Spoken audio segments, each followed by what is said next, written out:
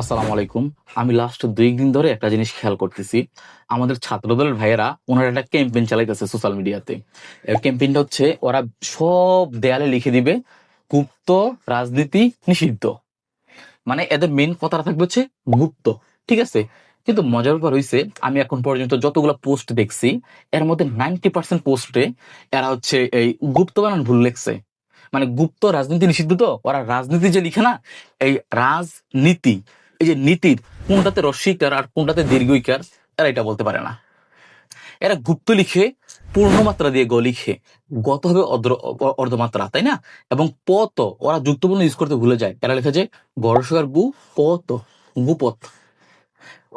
আর এটা তো বললামই যে রাজনীতি বানান ভুল লেখে, তারপর হচ্ছে এরা শিবির বানান ভুল লেখে, এরা দৈন্তা সদে শিবির লিখে।